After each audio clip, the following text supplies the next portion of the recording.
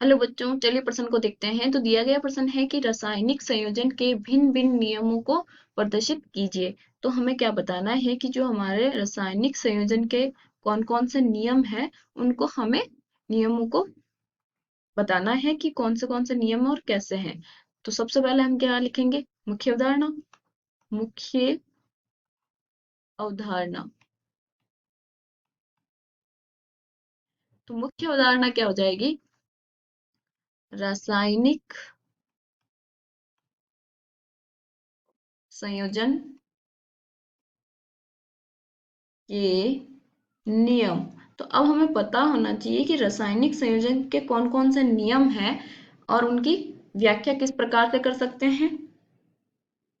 तो इनको मुख्यतः 5 नियम हैं इसके। मुख्यतः कितने नियम हैं? 5 नियम है। 5 नियम। 5 नियम कौन कौन से हैं, चलिए देखते हैं। तो पहला क्या है? द्रव्यमान संरक्षण नियम। द्रव्यमान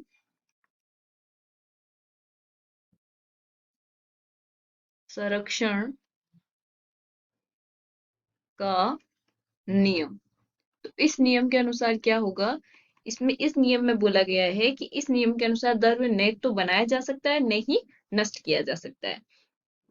तो ये नियम क्या बोलता है? इस नियम के अनुसार द्रव्य न तो बनाया जा सकता है, बनाया जा सकता है, और ना ही ना ही नष्ट किया जा सकता है। नष्ट किया जा सकता है। तो इन्होंने क्या किया कि काफी सारी जो है, इन्होंने अभिक्रिया ली, वो कौन सी थी? दहन वाली। तो दहन की जैसे मान लिया कि मेरे पास क्या है? मेथेन है, CH4। इसकी O2 की उपस्थिति में अभिक्रिया कराएंगे, तो दहन कराएंगे, तो H2O प्लस CO2 बनेगा। ठीक है। तो अब इसमें H कितने हैं? 2 4 है, तो इसको 2 से गुणा करेंगे, तो ऑक्सीजन कितने हुए?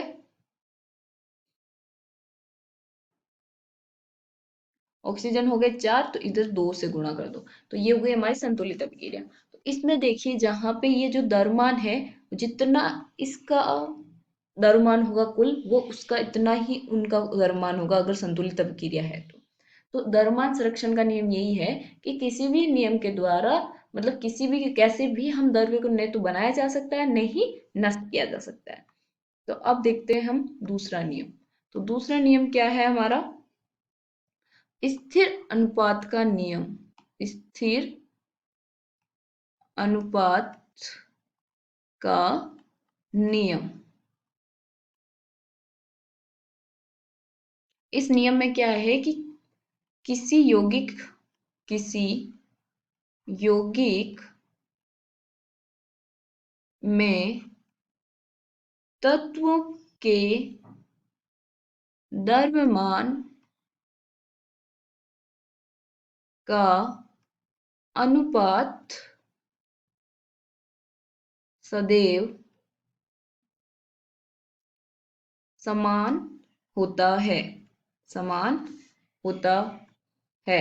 तो इन्होंने इसको किस प्रकार से सिद्ध किया था कि इसने उन्होंने प्राउस्ट के क्यूरियस कार्बोनेट के 2 नमूने साथ में प्रयोग किए थे, जिसमें से एक तो क्या था? प्राकृतिक, एक दूसरा था संश्लेषित। तो उसमें उन्होंने पाया कि दोनों के जो द्रव्यमान का जो अनुपात है, वो हमेशा क्या रह रहा है? समान रह रहा है। तो उनके आधार पे उन्होंने स्थिर अनुपात का नियम दिया कि किसी भी यौगिक के तत्व के जो द्रव्यमान का अनुपात है, वो सदैव समान रहता है। जैसे कि हमारा जो H2O है, तो इसमें हाइड्रोजन जो है, हाइड्रोजन का कितना होगा?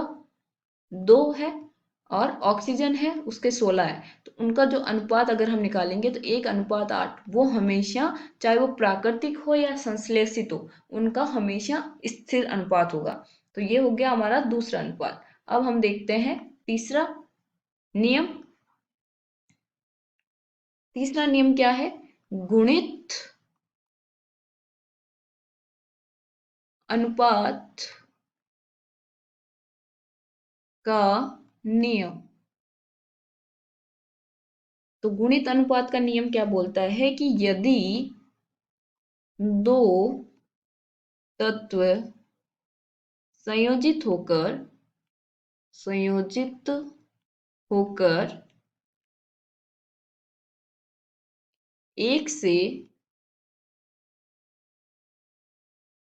अधिक यौगिक बनाते हैं तो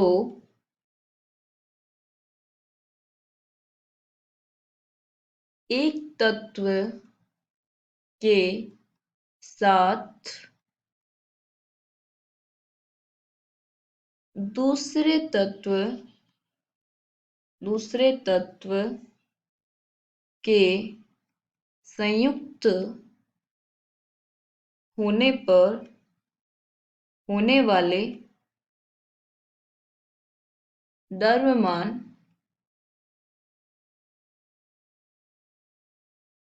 छोटे पूर्णांकों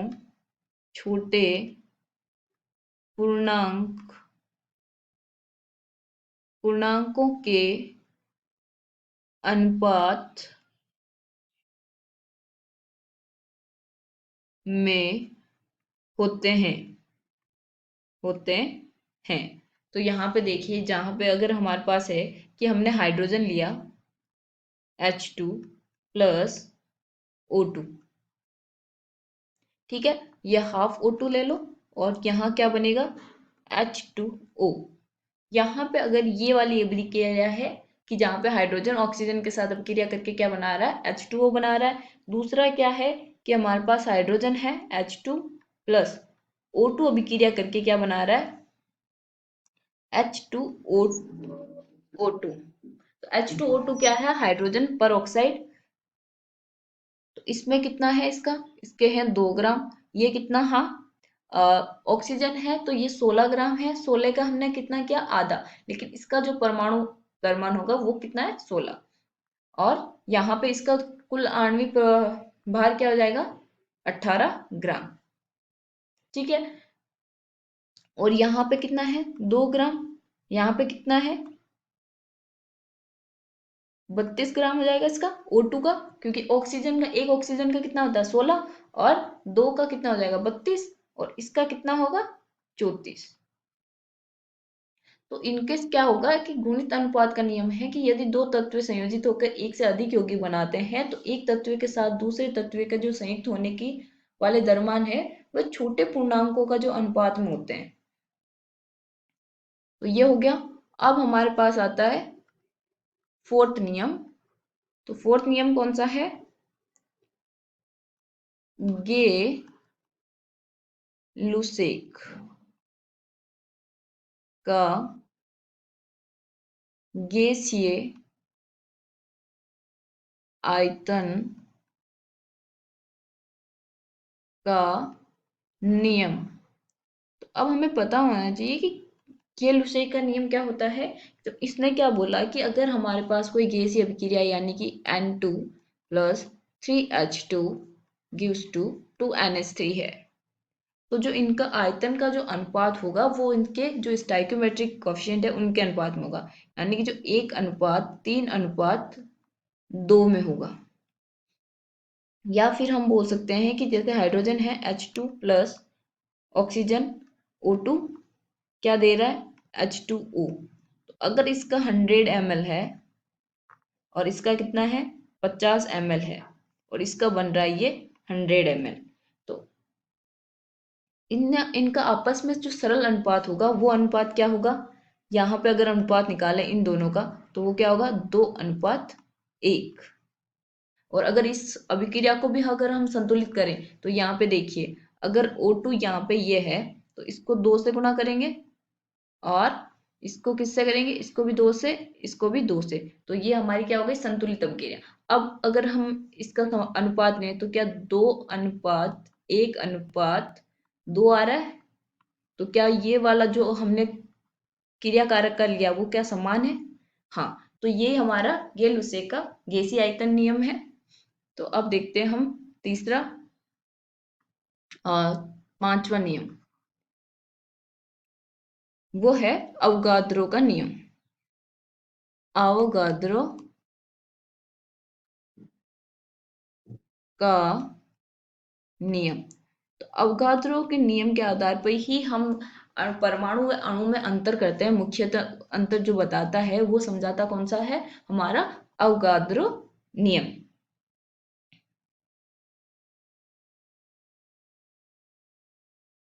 तो अवोगाद्रो ने परमाणु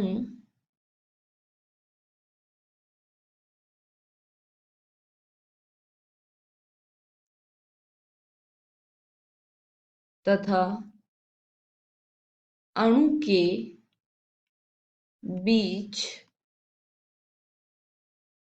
अंतर की व्याख्या की थी। तो उन्होंने क्या बोला कि जो हमारा हाइड्रोजन है, जैसे कि यहाँ पे जो हाइड्रोजन है, हाइड्रोजन के दो आयतन, कितना, दो आयतन, और ऑक्सीजन का एक आयतन, ऑक्सीजन का एक आयतन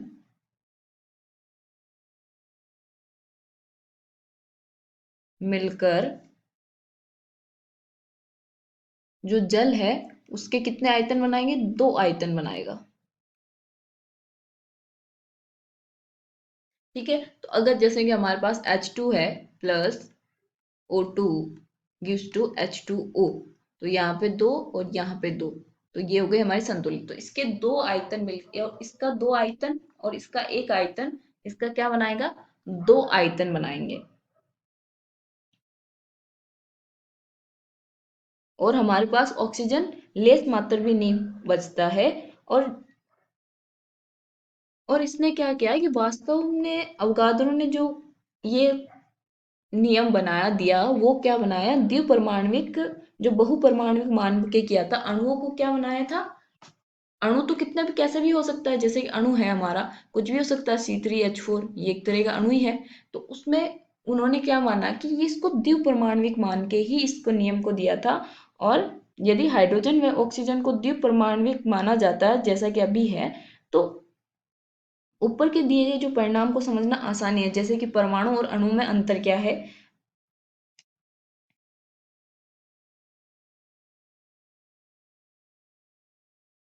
तो यही हमारे क्या है, अवोगाद्रो का नियम है।